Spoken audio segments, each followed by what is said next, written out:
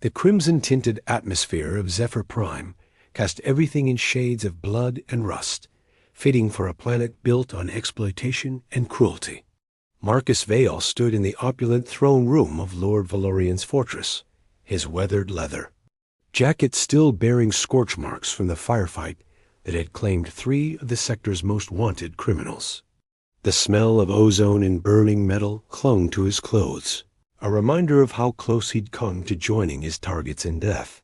"Magnificent work, human," Lord Valorian purred from his obsidian throne, his violet skin gleaming under the harsh artificial lights. The Zephyrian noble's 4 arms gestured grandly, each movement calculated to display his rings of office. "The Crimson Syndicate has been a thorn in my side for months. To see their leaders brought to justice, it warms what passes from my heart." Marcus kept his expression neutral, though his hand never strayed far from the plasma pistol at his hip. 3 months of tracking the Syndicate across 4 star systems had earned him this moment, and he intended to collect every credit of his fee. The job's done. Time to settle accounts. The throne room fell silent, except for the low hum of the fortress's energy shields. Valorian's guards, hulking brutes with scarred carapaces and weapons that had seen too much use, shifted restlessly. Their compound eyes tracked Marcus's every movement, waiting for their lord's command. "About that," Valorian said, his thin lips curving into what might have been a smile on a less predatory face. "I'm afraid liquid assets are challenging to access at the moment. However, I have something far more valuable to offer." Warning bells rang in Marcus's mind. 20 years of hunting bounties across the galaxy had taught him to recognize when a deal was about to go sideways. "We agreed on credits, Valorian. 2 million, transferred immediately upon completion. And you'll have value far exceeding that modest sum," the Lord assured him. He clapped 2 of his hands together, the sound echoing through the chamber like a gunshot. "Guards, bring my gift for our accomplished friend." The massive doors behind the throne groaned open, revealing a procession that made Marcus's blood run cold. 6 guards escorted a hovering medical transport, upon which lay a figure that commanded attention despite her apparent helplessness. She was Zephyrian. That much was clear from her violet-tinged skin and elegant bone structure. But there was something different about her. Where most Zephyrians had harsh, angular features, hers were softer, almost delicate. Her long silver hair cascaded over the transport's edge like liquid moonlight, and she wore a flowing gown of deep emerald that seemed to shift color in the light, but it was her eyes that struck him most powerfully. Instead of the cold calculation he'd come to expect from Zephyrian nobles, they burned with intelligence, fury, and something else he couldn't quite identify. She held herself with dignity, despite her circumstances, her spine straight and shoulders squared. "Allow me to present Princess Serafina," Valorian announced with theatrical flourish. "My daughter, and sadly, a burden I can no longer afford to maintain. An unfortunate accident left her legs ... inoperative, quite useless for marriage alliances or political maneuvering." The princess's jaw tightened at her father's words, but she remained silent, her burning gaze fixed on Marcus. "You can't be serious," Marcus said, his voice low and dangerous. "I don't trade in people, Valorian, credits or nothing." The Lord's laughter was like breaking crystal. "Oh, but she's far from worthless, I assure you. Serafina possesses one of the finest minds in the sector. Her knowledge of linguistics, strategy, and, shall we say, sensitive family business could prove quite profitable to the right entrepreneur." "Father," Serafina spoke for the first time, her voice carrying an aristocratic accent that somehow made her words sound like threats wrapped in silk. "You forget yourself." "Silence," Valorian snapped, all pretense of amusement vanishing. "The decision is made. Guards, transfer my former daughter to our guest's ship. Consider it payment in full, human." unless you'd prefer to leave empty-handed. And explain to your creditors why you failed to collect. Marcus's mind raced through his options. He needed those credits desperately. His ship was held together by prayers and salvaged parts, and his fuel reserves wouldn't last another week. But taking a person as payment violated every principle he still held dear. On the other hand, leaving her here seemed equally wrong.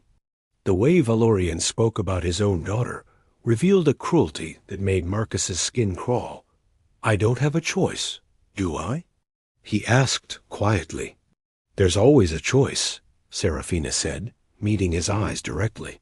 "The question is whether you're brave enough to make the right one." Something in her tone made him pause. This wasn't a plea for rescue or a desperate cry for help. It was a challenge, delivered with the confidence of someone who knew far more than she was letting on. "Very well," Marcus said finally, "but we do this properly. She comes aboard as a passenger, not cargo." Valorian waved dismissively. "Semantics. Guards, ensure our guest reaches his ship safely, and see that my gift is ... properly secured." As the transport moved toward the exit, Serafina caught Marcus's arm with surprising strength. "Captain Vale," she said softly, using a title he hadn't mentioned. "I suggest you prepare for departure immediately. My father's generosity rarely comes without strings attached." The way she said it calm, knowing, almost amused, sent a chill down his spine. This princess knew something he didn't, and her warning carried the weight of absolute certainty. The journey to his ship passed in tense silence. Marcus's vessel, the Wandering Star, sat in the fortress's docking bay, looking exactly like what? It was a beat-up freighter held together by stubbornness and spare parts. As the guards transferred Serafina aboard, none too gently, Marcus caught the brief flash of pain that crossed her features before her mask of composure returned. "Careful with her," he growled at the guards, earning surprised looks from both them and the princess. Once they were alone aboard his ship, Marcus began the departure sequence while Serafina maneuvered herself into the co-pilot's chair with fluid grace. Despite her paralysis, she moved with an efficiency that spoke of years of adaptation. "You're not what I expected," she said, as the Wandering Star lifted off from the docking platform. "Neither are you, princess." Marcus engaged the hyperdrive, watching Valorian's fortress shrink behind them. "Most nobles I've met would be screaming or fainting by now." Her laugh was rich and genuine. "Most nobles haven't spent their lives studying military strategy and criminal networks.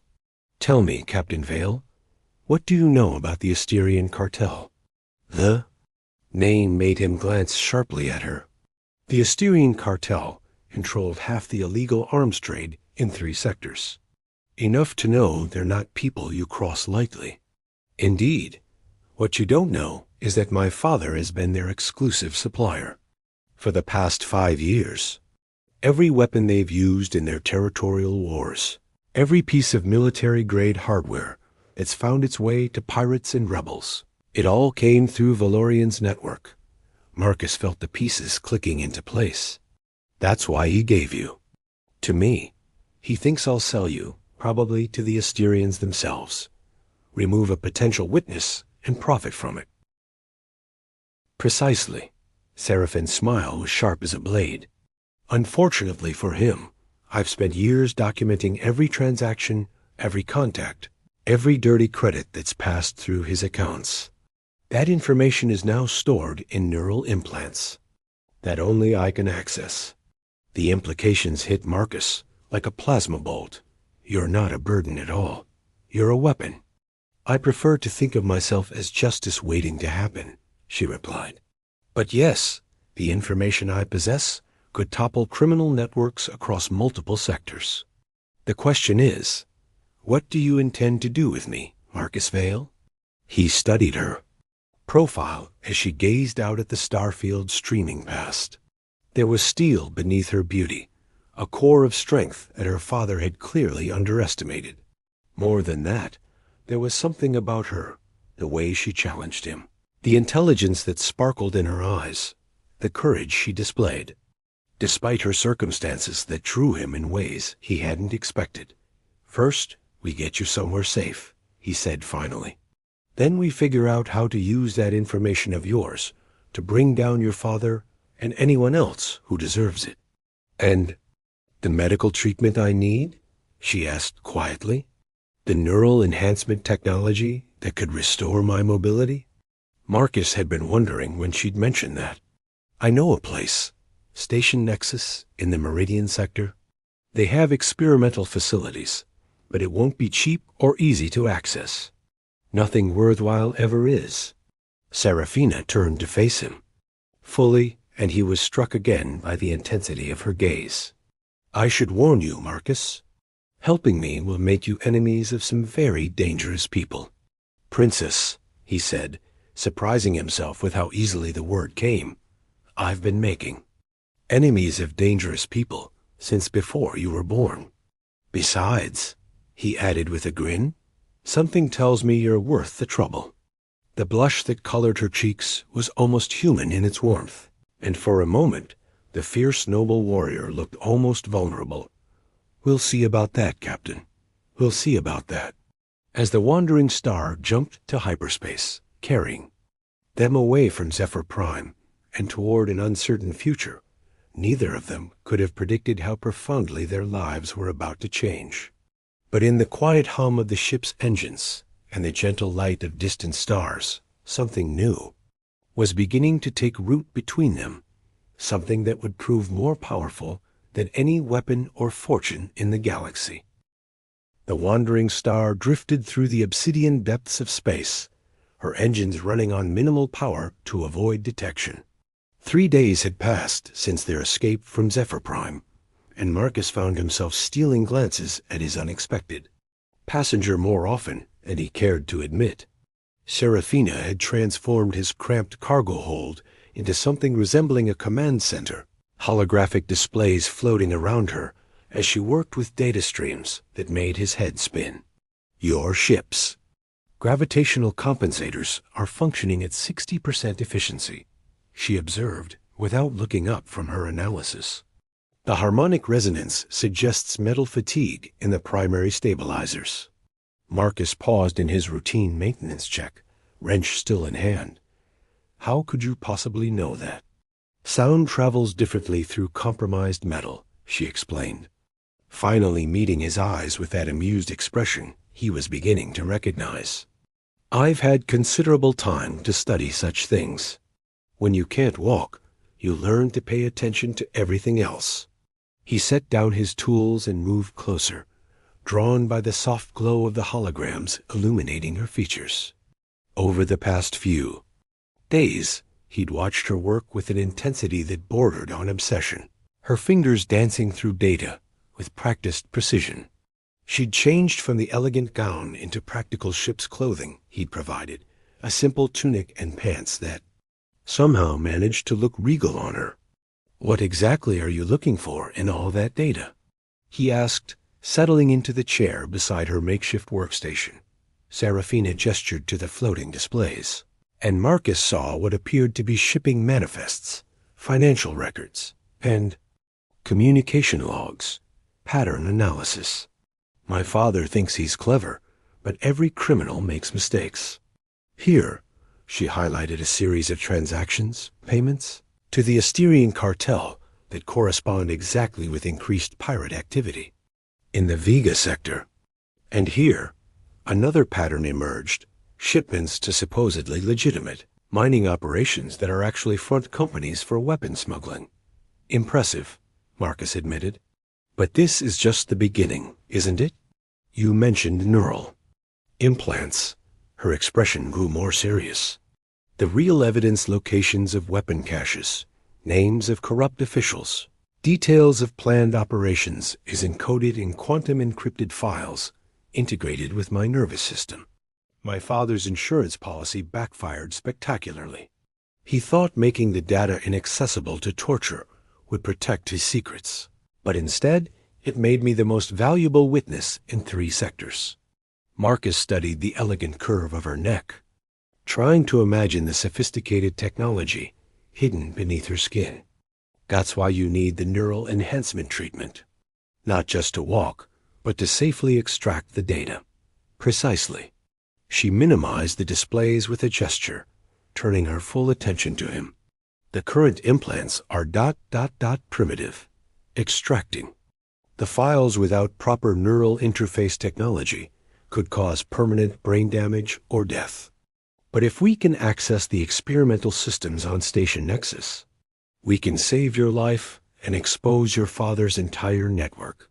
Marcus leaned back in his chair, running a hand through his dark hair. No pressure there.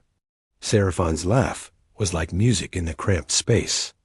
I wouldn't expect anything less from the man who single-handedly took down the Crimson Syndicate. She paused, studying his face with those penetrating violet eyes. Though I suspect there's more to Marcus Vale than just another bounty hunter. Such as military background, probably special forces. The way you move, how you assess threats, your tactical thinking, it all points to formal training. But something happened, didn't it? Something that sent you out here, hunting criminals for credits instead of serving in a fleet. Marcus felt his jaw tighten involuntarily. Most people never looked deep enough to see past the rough exterior he cultivated. But Serafina seemed to see everything, understand connections others missed.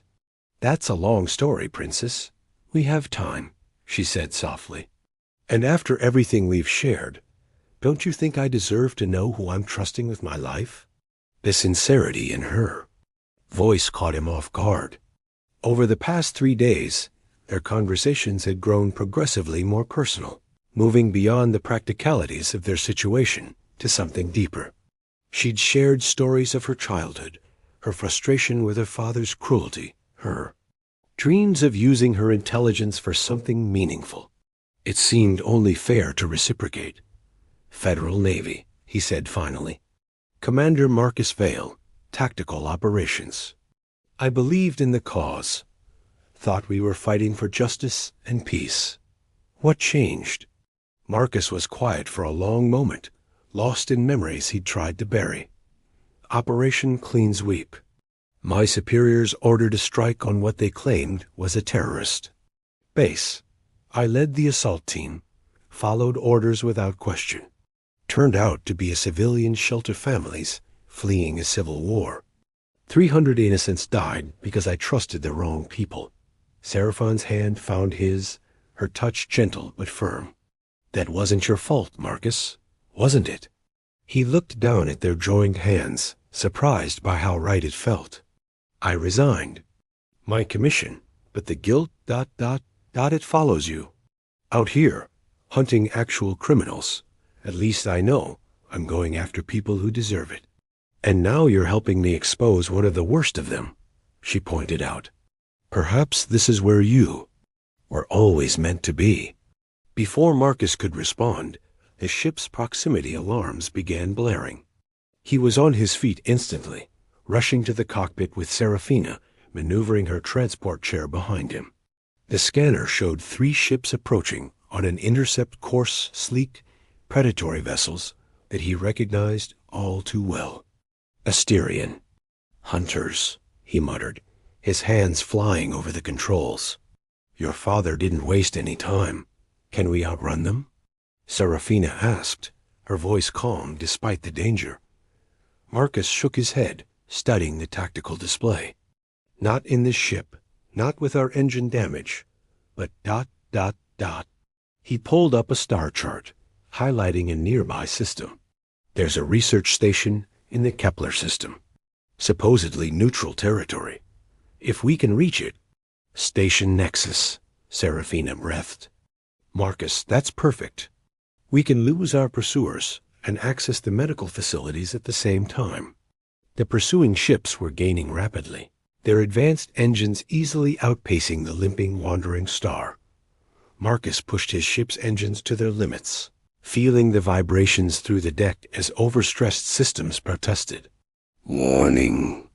Lights flickered across his instrument panel like angry stars. They're hailing us, Serafina reported from the communication station she'd configured for herself. Ignore it. We both know what they want. Actually, she said with a smile that made his pulse quicken, perhaps we should answer. I have an idea. Against his better judgment, Marcus opened the channel. The main screen flickered to life, revealing a scarred Zephyrian face with cybernetic eye implants. Bounty Hunter Vale, the hunter spoke in accented standard. You carry property belonging to Lord Valorian.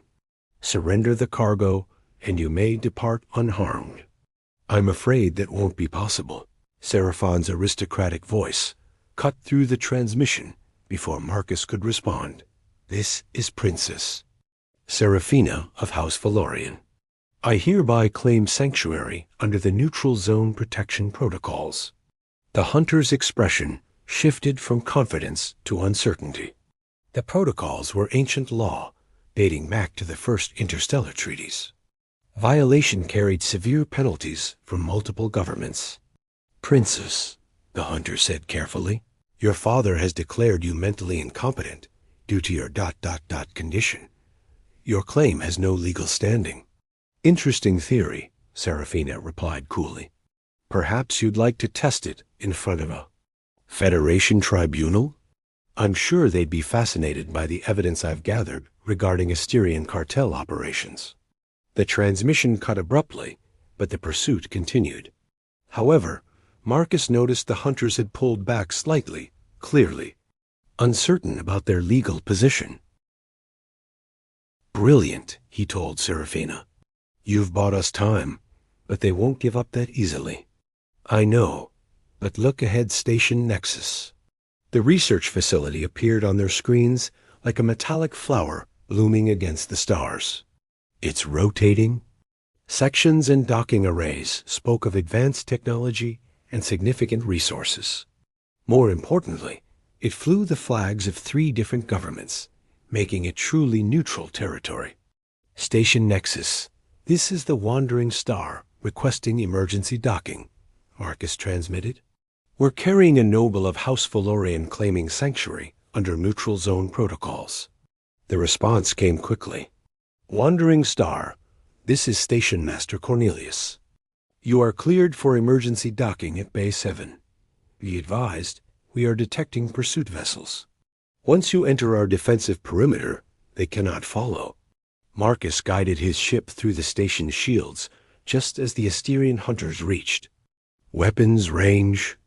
The pursuing vessels pulled up short, unable to cross into neutral space without triggering a diplomatic incident. Welcome to Station Nexus. Cornelius's voice crackled through the com. Please prepare for immediate customs inspection and medical screening. As the Wandering Star settled into the docking bay, Marcus felt Seraphine's hand on his arm. Thank you, she said quietly, for everything. I know this isn't what you signed up for. He turned to meet her eyes, struck again by their depth and intelligence. Over the past few days, his initial assessment of her as a burden had transformed into something he was still trying to understand. She was brilliant, courageous, and beautiful in ways that went far deeper than physical appearance. More than that, she saw something in him that he'd thought died with his military career, the possibility of being more than just a hunter of criminals. Princess, he said, then corrected himself. Serafina. I want you to know, whatever happens next, wherever this leads, I'm with you. The smile that lit up her face was radiant. I was hoping you'd say that, Marcus Vale, because something tells me our real adventure is just beginning. Station Master Cornelius appeared on their docking bay screen, a heavy-set human with kind eyes and graying hair. Welcome aboard Station Nexus. I understand you're seeking medical consultation. Among other things, Serafina replied. We'll need to discuss confidential matters regarding our stay. Of course, Station Nexus prides itself on discretion. Your ... Former associates will not be permitted to interfere with your sanctuary. However, I should warn you that accessing our experimental medical facilities requires significant resources and approvals. Marcus and Serafina exchanged glances. They both knew this was only the beginning of their challenges. But as he watched her prepare for whatever came next, Marcus realized that somewhere between Zephyr Prime and this moment, the impossible had happened. He'd fallen for the princess his enemy had given him as a joke. And from the way she looked at him, the feeling might just be mutual. The docking bay pressurized with a soft hiss, signaling their arrival in a new chapter of their story. Outside, 3 Asterian hunters waited like patient predators. But inside Station Nexus, surrounded by cutting-edge medical technology and neutral protection, Marcus and Serafina prepared to take the next step in their dangerous dance between justice and love. "Ready for this?" Marcus asked, offering her his hand. Seraphine's fingers intertwined with his, her grip strong and sure. "With you? I'm ready for anything." Station Nexus hummed with the quiet efficiency of advanced technology, its corridors bathed in the soft blue glow of bioluminescent lighting. Marcus pushed Seraphine's mobility chair through the research levels, both of them dressed in the neutral, gray uniforms of visiting consultants. 3 days of reconnaissance had revealed what they were up against: the experimental neural enhancement. Technology they needed was locked away in Research Director Thorne's private laboratory, accessible only through biometric scanners and quantum-encrypted security protocols. "The morning shift change happens in 15 minutes, Serafina murmured, her fingers dancing across the tablet, displaying the lab security rotations. "That gives us a 30-second window when the secondary sensors reset."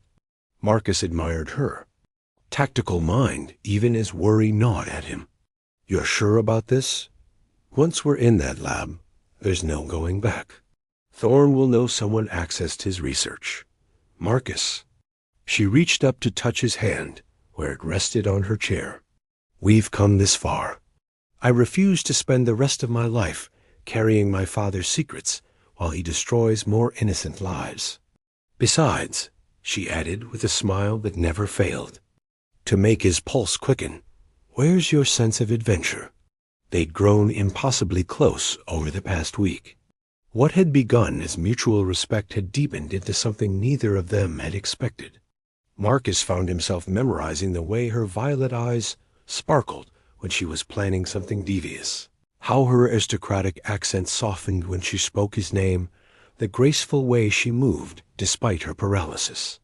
And from the way she looked at him with trust, admiration, and something warmer that made his heart race, he dared to hope she felt the same. "Adventure is one thing," he said quietly. "Losing you is another." The words hung between them, heavy with unspoken meaning. Seraphine's breath caught, and for a moment the brilliant strategist gave way to something more vulnerable. "You won't lose me," she whispered. "I promise." The corridor's lighting shifted to amber, signaling the shift change. Marcus felt his training kick in, every sense heightened as they approached the laboratory section. Research Director Thorne's domain occupied an entire level of the station, with multiple labs working on projects that could revolutionize medicine across the galaxy. Security sensors resetting. "Now," Serafina whispered, monitoring her tablet. Marcus moved with practiced stealth, guiding her chair through the brief blind spot in the sensor network. They'd studied the patterns obsessively, timing their approach to coincide with the automated system's vulnerability. The laboratory door loomed before them, a barrier of reinforced metal and energy fields that represented their only hope. "Biometric.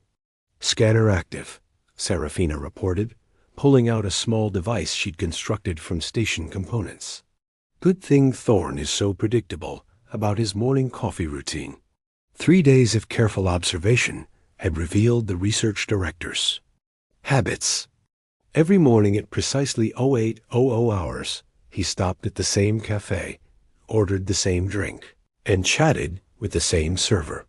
During one of those conversations, Serafina had managed to acquire a hair sample that contained enough genetic material for her improvised scanner bypass. "You're brilliant, you know that?" Marcus said as the scanner accepted the forged biometric signature. "Tell me something I don't know," she replied with mock arrogance, but he caught the pleased flush that colored her cheeks. The laboratory beyond the door was a marvel of advanced technology. Holographic displays showed complex neural mapping algorithms, while sophisticated machinery hummed with barely contained power.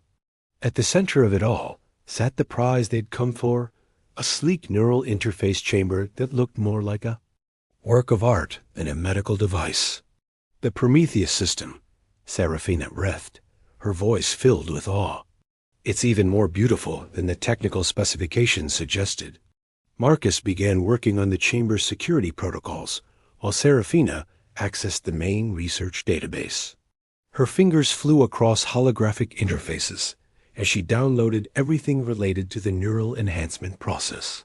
"Marcus," she said suddenly, her voice tight with urgency, "I'm reading anomalous energy signatures from the main lab. Someone's coming." Heavy footsteps echoed in the corridor outside. Marcus cursed silently, recognizing the measured gait of station security. Their window of opportunity was closing faster than expected. "How long do you need?" he asked, drawing his plasma pistol. 5 minutes to download the complete neural interface protocols," she replied, never taking her eyes off the data streams flowing around her. 3 minutes for a partial download at night work." "Take the 5, Marcus said, moving to cover. "The laboratory entrance. I'll buy you the time." The door chimed as someone approached from outside. Marcus positioned himself behind a bank of equipment, weapon ready, while Serafina worked with desperate intensity. The downloading progress bar crawled forward with agonizing slowness, 30%, 40%, 50%. "This is Security Chief Vega," a voice called through the door's comm system. "Research Director Thorne, please respond. We're detecting unusual activity in your laboratory." Marcus held his breath, hoping their forged credentials would hold up under scrutiny. The silence stretched for long seconds before the security override began cycling through its protocols. 70%, Serafina whispered. "Just a little more time?" The door began to iris open, revealing 3 security officers in full tactical gear. Marcus waited until they were fully committed to entering before making his move. His first shot disabled the lead officer's weapon, while a quick tactical roll brought him behind different cover as return fire scorched the air where he'd been standing. "Station security, stand down," one of the officers shouted. "You are in violation of multiple research protocols." "Download complete," Serafina announced. "But Marcus, the enhancement procedure itself will take 12 minutes minimum." "We can't do this under fire." "Think," Marcus told himself. Years of military training had prepared him for impossible situations, but never with stakes this personal. As he exchanged fire with the security team, he noticed something that sparked an idea. Laboratory's emergency protocols. "Serafina, can you trigger a containment breach alarm?" Her eyes widened with understanding. "Brilliant. One moment." The laboratory's lighting shifted to emergency red as containment alarms began blaring throughout the station. Automated systems engaged, sealing bulkheads and evacuating personnel from potentially contaminated areas. The security officers found themselves locked out as blast doors slammed shut, leaving Marcus and Serafina alone in the sealed laboratory. "That bought us maybe 20 minutes before they override the containment," Marcus said, already helping Serafina transfer to the neural interface chamber. "Will that be enough?" "It has to be," she replied, settling into the device's embrace with a mixture of excitement and fear. "Marcus, there's something you should know. The procedure isn't guaranteed to work. There's a 15% chance of permanent neural damage, and if my father's implants reject the enhancement, then we'll deal with it," he said firmly, leaning down to meet her eyes. Together. The Prometheus system activated with a soft hum, its sensors analyzing Seraphine's neural patterns with microscopic precision. Holographic displays showed the intricate dance of electrical impulses that made up her thoughts, while the machine, prepared to interface with the quantum-encrypted implants that held her father's secrets. Beginning neural pathway reconstruction, the system announced in a soothing artificial voice. Estimated completion, 11 minutes, 47 seconds. Marcus watched the readouts with fascination and terror. Seraphine's vital signs fluctuated as the machine worked, her face cycling through expressions of concentration, pain, and something approaching ecstasy as dormant neural pathways began to awaken. "I can feel it," she whispered, her voice filled with wonder. "My legs, their sensation returning. And the data streams are stabilizing. It's working, Marcus. It's actually working." Outside, he could hear the security forces working to override the containment protocols. They had minutes at most before the sealed laboratory became a trap. But watching Seraphine's face as feeling returned to her paralyzed limbs, Marcus knew they'd made the right choice. 7 minutes remaining, the Prometheus system announced. 7 minutes too long, a new voice said from the laboratory's communication system. Research Director Thorne's face appeared on the main display, his expression furious. "Princess, Seraphina of House Valorian, I presume? Your father has been quite generous in his offers for your safe return." "Let me guess," Seraphina said, never taking her eyes off Marcus. "He's offered you access to Asterian military technology in exchange for my capture, among other things. The question is whether your companion values his own life enough to surrender quietly." Marcus felt his jaw tighten. "Not happening, Thorne. The princess stays free. Touching loyalty." Unfortunately, misplaced. The research director's smile was cold. "I've already contacted Lord Valorian. His hunters will be granted temporary access to station facilities in exchange for significant research funding. They're boarding as we speak." 4 minutes remaining. The Prometheus system continued its countdown, oblivious to the mounting tension. "Marcus," Seraphina said quietly, "whatever happens, promise me you won't let my father win. The data I'm carrying. It could save thousands of innocent lives." "Nothing's happening to you," he replied fiercely. "I didn't come this far to lose. You now." The truth was, somewhere between Zephyr Prime in this moment, losing Seraphina had become unthinkable. She'd awakened something in him that he'd thought died with his military career, not just purpose, but hope. Hope for a future that meant more than just hunting the next bounty. 2 minutes remaining. Neural pathway reconstruction at 95% completion. Seraphine's eyes suddenly flew open, bright with triumph and new awareness.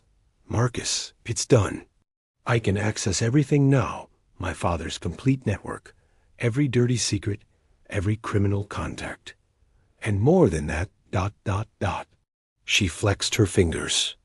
Then amazingly shifted her legs within the chamber. "I can feel everything again." The blast doors began to cycle open as Thorne's override finally succeeded. Marcus raised his weapon, prepared to make their last stand, when Seraphine's hand caught his arm. "Wait," she said, her voice carrying new authority. "Let me handle this."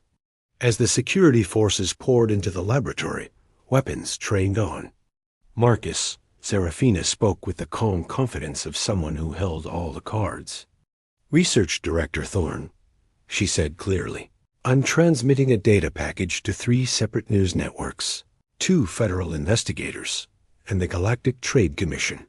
Unless you call off your security forces immediately, evidence of your illegal weapons research and connections to the Asterian cartel will become very public." Thorne's face paled on the display. "You're bluffing." "Project Nightfall," Seraphina said calmly. "Your collaboration with Valorian Industries to develop neural control weapons for slave populations. Account number 847923 Alpha in the Rigel. Banking consortium containing 47 million credits in illegal payments. Need I continue? The silence that followed was deafening. Finally, Thorne's image flickered and vanished from the display. All security teams, stand down, came. A order over the CUM system. False alarm. Return to normal duties. As the confused security forces withdrew, Marcus helped Serafina from the neural interface chamber. To his amazement and joy, she stood on shaking but functional legs, steadying herself against his chest. "I can't believe it worked," she whispered. Ben looked up at him with eyes bright with unshed tears. "Marcus, I can walk. I can finally walk." Unable to contain himself any longer, Marcus cupped her face in his hands and kissed her. It was supposed to be gentle, celebratory, but the moment their lips met, something ignited between them. Weeks of growing attraction, mutual respect, and shared danger crystallized into something deeper and more powerful than either had expected. When they finally broke apart, both breathing hard, Seraphine's smile was radiant. "Well," she said softly, "that was worth waiting for." "Serafina," Marcus began, but she pressed a finger to his lips. "I know what you're going to say. That we're from different worlds, that I'm a princess and you're a bounty hunter, that this is complicated.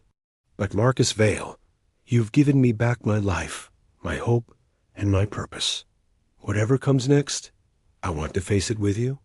Before he could respond, Station Master Cornelius's voice echoed through the laboratory's CUM system. "Princess Serafina. Captain Vale, this is Cornelius.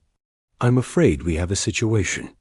Lord Valorian's hunters have been granted emergency docking privileges under diplomatic immunity. They're demanding your immediate extradition." Marcus and Serafina exchanged glances, the moment of triumph tempered by new danger.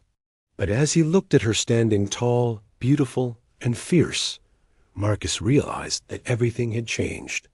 This wasn't just about survival anymore, or even justice. This was about love. "Ready for round 2? He asked, offering her his arm. Serafina took it with a smile that promised adventures beyond imagination. "With you by my side? Always." As they prepared to face whatever came next, Marcus knew that Lord Valorian's cruel gift had backfired in ways the alien noble could never have imagined. He'd given away not a burden, but a treasure beyond price, and in doing so, he'd created the very weapon that would bring about his downfall. The heist was complete, but their real adventure was just beginning.